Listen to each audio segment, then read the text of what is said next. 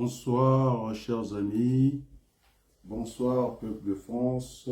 Bonsoir, peuple français. Je pense que, après l'époque qu'il en coûte de Macron, une autre conception de l'économie, moi je pensais qu'il fallait subordonner le social à l'économie, comme le disait André Gorz. Mais là, on est rentré dans le social-économie, c'est ce que je n'arrive pas à comprendre. C'est effectivement Pécresse, Valérie, a raison de dire que Macron a pris le chéquier des Français pour faire des cadeaux. C'est une propagande politique et ce n'est pas la réalité. Lorsqu'on veut aider les Français, on n'octroie pas une prime d'inflation à hauteur de 100 euros.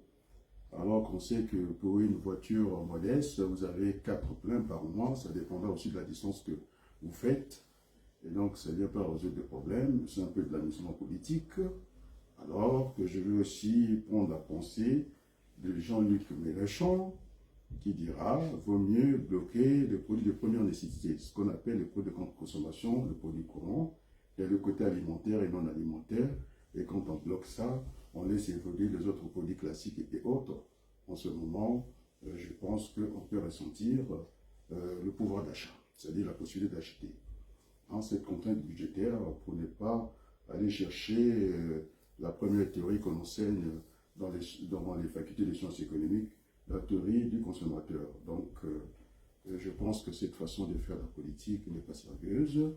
Et je pense qu'on a eu un rappel de Madame Lagarde, qui était au FMI, qui gère la Banque européenne. Et donc finalement, elle disait qu'il fallait faire attention à cet argent qu'on sort comme ça, et que c'était une dette par la suite. Et donc finalement, M. Macron, son gouvernement est en train de distribuer la dette souveraine au peuple français. C'est ce qu'il ne faut pas faire. Bon, après le quoi qu'il en coûte, vaut mieux ça que rien, je pense qu'on est sorti dans l'économie. Alors donc je ne comprends pas ce qui se passe dans ce pays. On nous parlera, puisque j'avais dit que je faisais des déplacements partout en France.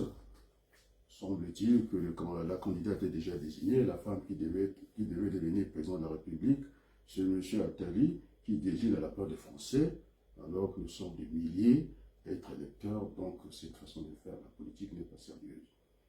Alors, pour venir dans ma circonscription, à Creil, tout le monde a vu cette médecine comptable, qui commence à faire partie des médecins dans notre circonscription. Alors j'interrogeais un ami qui me disait, écoutez, Creil, il y a quelques encablures de Paris, il faut chercher les moyens pour, en tout cas, coopter, garder ces médecins ici. Je prends le modèle de professeurs de médecine, par exemple. Et pourquoi ils ne migrent pas à l'étranger? Parce qu'ils ont deux tarifications, une tarification publique et une tarification publique pour pouvoir les maintenir et travailler avec le matériel de l'hôpital. Voilà une façon attractive de maintenir nos médecins. Et donc, l'hôpital de Creil, la prise en charge est médiocre. Bon, il y a deux services que je n'aurais pas cités ici, qui sont à un très bon niveau, parce que tout n'est pas médiocre. Par exemple, le TEP scanner, c'est en tout cas l'un des meilleurs services de France, parce que tous les essais du TEP scanner se passent au niveau de Creil, donc j'ai la connaissance du dossier. Et donc, on attendait les élus, ils sont déjà dans l'esprit de la fête, ils se confinent, alors qu'ils doivent se mettre à côté, côte à côte, c'est-à-dire avec le peuple, pour défendre l'hôpital public.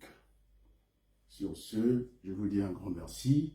Je voulais réagir par rapport à la campagne et merci beaucoup.